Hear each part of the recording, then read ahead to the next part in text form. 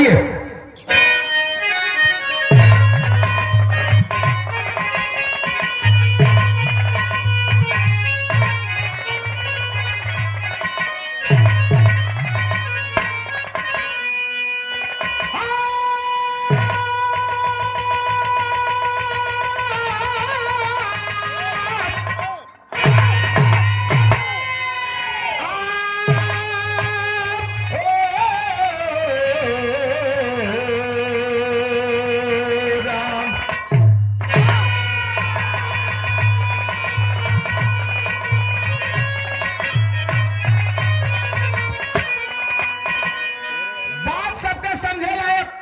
लिखले हुए नागरणी हमारे गुरुजी कवि शिरोमणि कवि हृदय सम्राट स्वर्गीय चंद्रिका गुरुजी का लिखलन।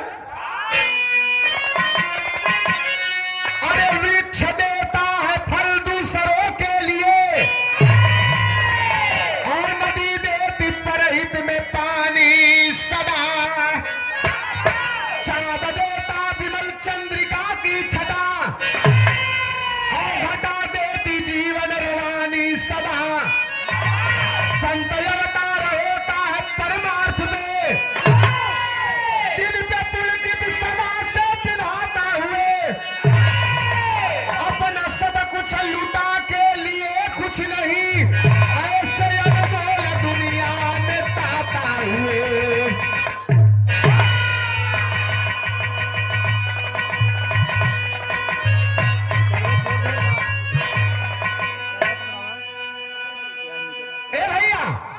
ये बड़ा धर्मधारी धरती है हिंदुस्तान के, और यही हिंदुस्तान के धरती पे एक से एक संत एक से एक ऋषि महर्षि जन्म लेहलन, और इसी धरती पे एक से एक वीर भी पैदा भइलन। एक लाइन गीत था हमरे रामदेव गुरु जी गावत रहलन, कैसे?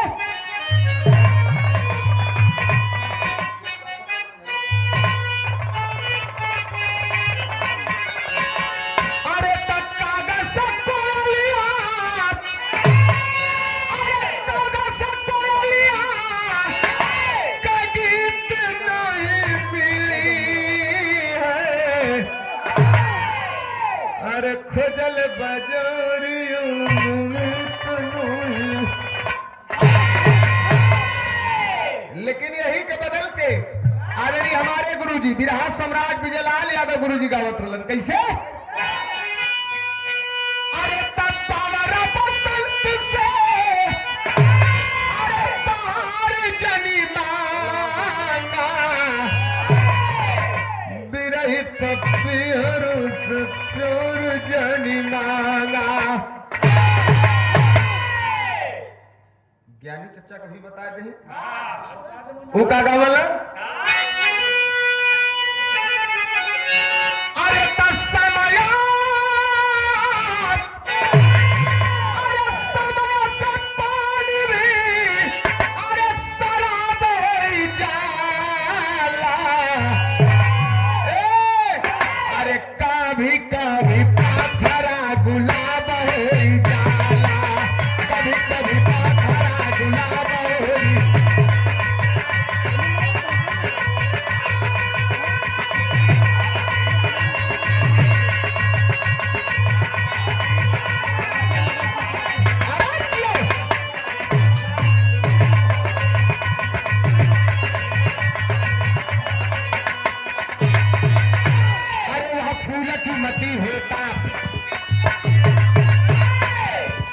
फूल की मती होता जो मंदिर में चढ़ जाता, वह फूल की मती होता जो मंदिर में चढ़ जाता है, जीवन सफल उसी का जो कहे काम में आता। कहानी कैसे हो? गुजरात प्रांत के अंदर एक दानवीर था सानी, गुजरात प्रांत के अंदर एक दानवीर था दानी, जगदेव नाम था उसका सच्चा उतार वह उस दानवीर की महिमा जो जसमाना गाता था, उस दानवीर की महिमा जो जसगाना माता जो था याद लाता था झोली भर के जाता था।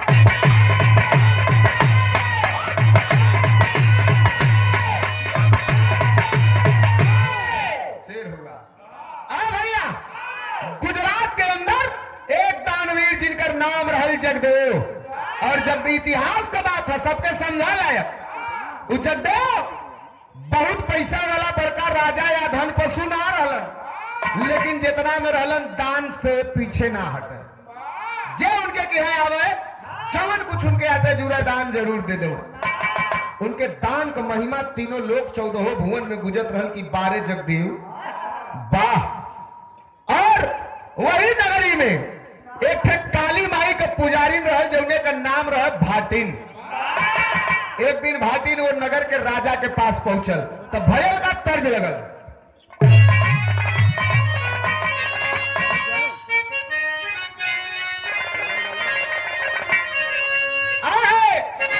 रामदेव गुरु जी का है, कैसे का है?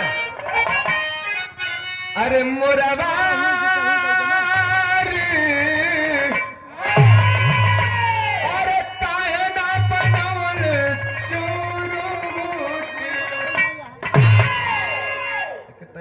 माइक वाले भैया एमत तनी ट्रेबल डाला, रोज रोज गौते बाड़ी जा। हेलो हेलो सिटी कंट्रोल रहा, गेन खोलने हुआ ठीक आया। अरे रही वही नगारी में, अरे रही वही नगरी में, अरे भाटने का सुगरी सजनी।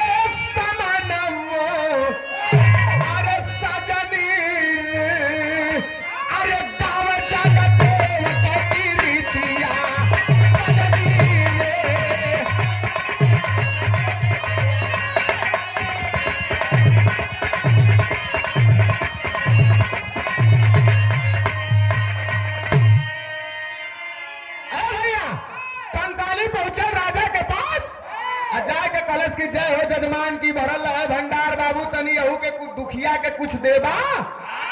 राजा कहले दियाई दान जरूर, लेकिन एक ठे प्रश्न हो। कल का प्रश्न हो? कल प्रश्न यह है, प्रश्न नहीं प्रश्न जल्ला कह का प्रश्न हो? कह प्रश्न यही हो कि हमसे बड़ियार कोई दानी हो इस धरती पे? उ राजा के चटुकार आदमी बड़ा पसंद रहना जे उ राजा का तारीफ करे।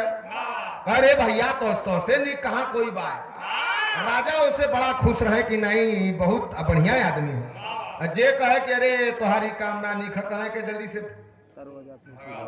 फांसी चढ़ा दा। सुन कंकाली कलश की देखा हम तोहार चटुकारिता करे ना आयल है, हमके दान दा हम चली कहे दान देव, लेकिन बताओ हमसे बड़ियार कोई दानी हो कि ना? कलश देखा सत्य बड़ा कड़ुआ होला, कलश हमके कड़ुए पसंद है। बोल कहे कि अगर सत्य सुनल चाहत हुआ तो तोहरे ही राज्य में तोहरे ही नगर में रहे वाला एक अदना आदमी तुमसे बड़ियार दानी हो, ओकर कीर्ति तीनों लोक में गुजत है। कौन हो? कहे कि वह जगदेव, जगदेव दानी। राजा साहब बड़ा ठट्ठा मार के हंसलन कलन कि अरे भाटी छोट बिरादरी कही ना, सुन छोट होकर छोट की बात कर देली। बात सुन का गलत तर्ज लगल।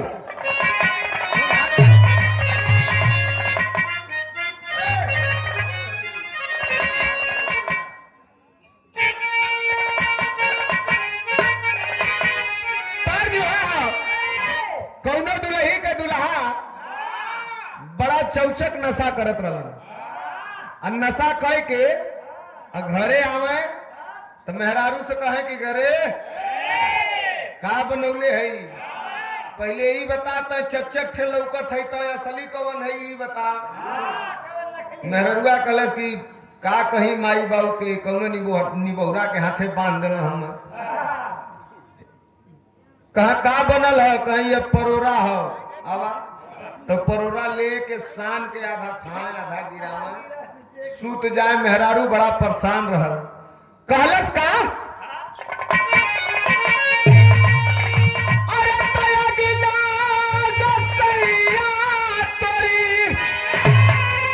अरे अगिला गसैया तोरे, अरे नासा के पियाई में, अरे कितना दुरूद होला, अरे कितना दर्द होला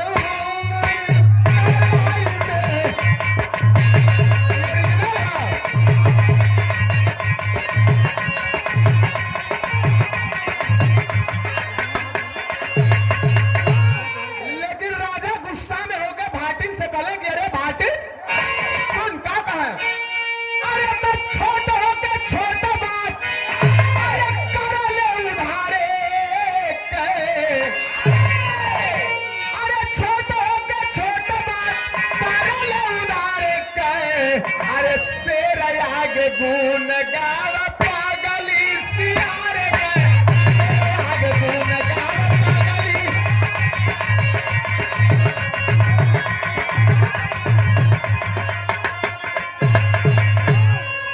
छोट हो के छोट बात करत है, तरफदारी करत है का रे?